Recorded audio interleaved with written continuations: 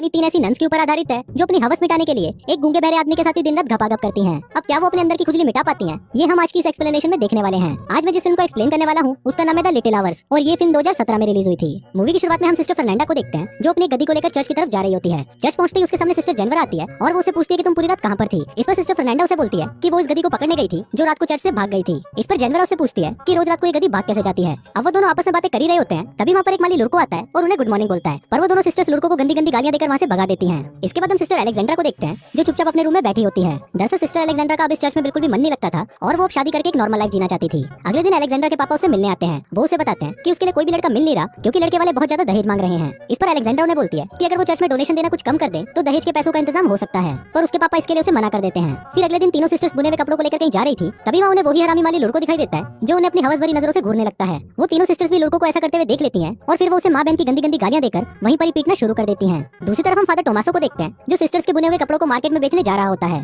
तभी रास्ते में उसकी मुलाकात लुड़को से होती है जो उसे बताता है कि अब वो उस चर्च में काम नहीं करेगा क्योंकि उन तीनों सिस्टर्स ने उसे बहुत मारा और उसे गंदी गंदी गालियां भी दी। इस पर फादर टोमासो से रिक्वेस्ट करता है कि तुम प्लीज मत जाओ और आगे से ऐसा नहीं होगा, पर लुड़को उनकी कोई भी बात नहीं सुनता और वहाँ से चला जाता है। इसके बाद हम लॉर्ड ब्रूनो को देखते हैं जो अपनी वाइफ चूची बाई के साथ बैठकर डिनर कर रहा होता है। वो अपनी वाइफ को अपनी जीती हुई जंग की कहानियां बता रहा था, पर चूची बाई का ध्यान तो अपने ही पास में खड़े हुए नौकर ठोकुमल पर था। रात को चूची बाई और ठोकुमल पलंग तोड़ घपाघप करते हैं और घपाघप करने के बाद चूची बाई उसे बताती है कि ब्रूनो तो किसी भी काम का नहीं है क्योंकि उसका छोटा चेतन तो खड़ा ही नहीं हो पाता। अब वो दोनों अपनी ये बातें कर ही रहे होते हैं कि तभी वहाँ पर लॉर्ड ब्रूनो आ जाता है। अब इससे पहले कि वो ये देख पाता कि उसकी वाइफ के तबले कौन बजा रहा था, उससे पहले ही ठोकुमल वहाँ से कुत्ते की तरह भाग जाता है। फिर लॉर्ड ब्रूनो उसका पीछा करते हुए नौकरों के कमरे में आ जाता है जहाँ पर ठोकुमल सोने का नाटक करने लगता है। लॉर्ड ब्रूनो सभी नौकरों की छाती पर हाथ रख के चेक करता है कि कौन अभी भाग कर आया है। तभी वो ठोकुमल की छाती पर हाथ रखता है और उसे पता चल जाता है कि ये साला नीच वही है जो उसकी वाइफ का गेम बजा कर आया है। अब अंधेरा ज्यादा होने की वजह से लॉर्ड ब्रूनो उसकी शक्ल देख नहीं पा रहा था, इसलिए वो ठोकुमल की चोटी काट देता है और बोलता है कि सुबह होते ही उसे पता चल जाएगा। तभी लॉर्ड ब्रूनो के जाते ही ठोकुमल उठता है और अपने सभी साथियों की चोटी काट देता है। फिर अगली सुबह जब लॉर्ड ब्रूनो चेक करने के लिए उनके पास आता है तब उसे पता चलता है कि ठोकुमल ने उसका चूतिया काट दिया है। कुछ देर बाद चूची बाई फिर से घपाघप करने के लिए ठोकुमल के पास आती है और उसे कोने में दबोचकर उसके साथ खुले में ही चुमा चाटी करना शुरू कर देती है।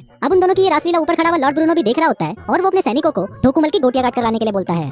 सैनिकों को आता हुआ देखकर ठोकुमल वहाँ से भाग जाता है और जंगल में जाकर छुप जाता है। जंगल में ठोकुमल फादर टोमासो को देखता है जो नशे में धुत होते हैं और उनकी कपड़ों से भरी हुई गाड़ी भी पलट चुकी होती है। अब ठोकुमल ये देखकर फादर टोमासो के पास आता है और उनकी मदद करता है। फादर टोमासो ठोकुमल से काफी इंप्रेस हो जाता है और वो उसे अपने साथ चर्च में ले जाता है। फिर रात को टोमासो ठोकुमल को समझाता है कि तुम यहाँ पर गूंगे और बहरे बनने का नाटक करना, नहीं तो यहाँ की सिस्टर्स तुम्हारा जीना हराम कर देंगी। अगली सुबह फादर टोमासो ठोकुमल को सिस्टर मारिया से मिलवाता है और उन्हें बोलता है कि ये यहाँ पर माली की जॉब कर सकता है। अब सिस्टर मारिया पहले तो उसे रखने से मना कर देती है, पर फादर टोमासो के इंसिस्ट करने पर वो मान जाती है। अगले दिन ठोकुमल चर्च में अपना काम कर रहा होता है, तभी वहाँ पर सिस्टर फर्नांडा आती है और वो ठोकुमल की गर्दन पर कुल्हाड़ी रखकर उसे पूछने लगती है कि तुम कौन हो। पर तभी वहाँ पर सिस्टर मारिया आ जाती है और उसे बताती है कि ये हमारा नया माली है और ये गूंगा और बहरा है। फिर रात को फर्नांडा की एक दोस्त मार्था उसे मिलने आती है और फिर वो दोनों अलेक्जेंडर के कमरे में जाकर शराब पीने लगते हैं। फिर थोड़ी देर बाद जेनवरा भी वहाँ पर आ जाती है और फिर वो सभी मिलकर एक साथ घपाघप करते हैं। अगले दिन ठोकुमल जमीन की खुदाई कर रहा होता है, पर तभी वहाँ पर सिस्टर अलेक्जेंडर आ जाती है। फिर थोड़ी देर तक ठोकुमल से बातें करने के बाद अलेक्जेंडर के मन में भी हवस की आग भड़कने लगती है और वो वहीं पर ही ठोकुमल के साथ पेलन कार्यक्रम शुरू कर देती है। वो दोनों घपाघप का आनंद ले ही रहे होते हैं कि तभी चर्च की घंटी बज जाती है और अलेक्जेंडर वहाँ से चली जाती है। इसके बाद हम सिस्टर जेनवरा को देखते हैं जो सिस्टर फर्नांडा को अपनी दोस्त मार्था के साथ जंगल में जाते हुए देखती है।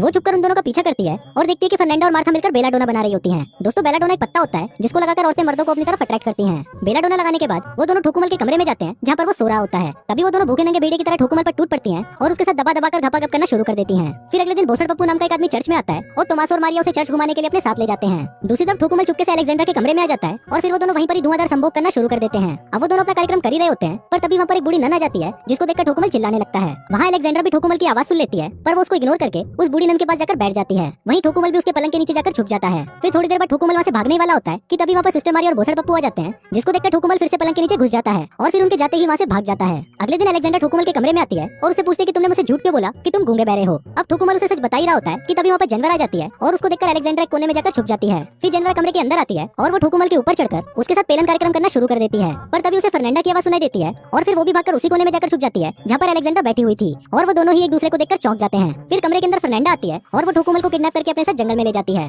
तभी अलेक्जेंडर और जेनवरा भी उन दोनों का पीछा करने लगती है और वो देखते हैं कि जंगल के बीचों बीच चुड़ैलों का नंगा नाच चल रहा है और ठोकुमल को उसने पास में ही बांधा हुआ है। अब ये देखकर अलेक्जेंडर और जेनवरा समझ जाती हैं कि ये सभी नंगी औरतें ठोकुमल की बलि देने वाली हैं। फिर फर्नांडा जैसे ही ठोकुमल को मारने वाली होती है तभी वहाँ पर जेनवरा आ जाती है और उसे ऐसा करने से रोक लेती है। फिर ठोकुमल भी उनको अपनी सच्चाई बता देता है कि वो गूंगा बहरा नहीं है। इसके बाद जेनवरा भागते हुए चर्च जाती है और चिल्ला चिल्ला कर सबको बाहर बुला लेती है। उसकी आवाज सुनकर बिशप भी वहाँ पर आ जाते हैं और जेनवरा उनको बताती है कि फर्नांडा एक डायन है फिर बिशप सिस्टर मारिया को बुलाने उसके पास जाते हैं, पर तभी वो देखते हैं कि मारिया के रूम से फादर टोमासो भी बाहर निकल रहे हैं। अब ये देखकर सभी लोग चौंक जाते हैं कि मारिया टोमासो के साथ पेलन कार्यक्रम कर रही थी। फिर अगले दिन बिशप सबको सजा सुनाता है और वो फादर टोमासो को ट्रांसफर दूसरे चर्च में करवा देता है, जहाँ पर सिर्फ मर्द ही रहते हैं। इसके बाद वो ठोकुमल को वापस लॉर्ड ब्रूनो के पास भेज देता है, जहाँ पर लॉर्ड ब्रूनो से काल कोठरी में बंद कर देता है। वहीं बाकी तीनों सिस्टर्स को उनकी गलतियों की माफी मिल जाती है, पर उनको ठोकुमल की बहुत ज्यादा चिंता हो रही थी।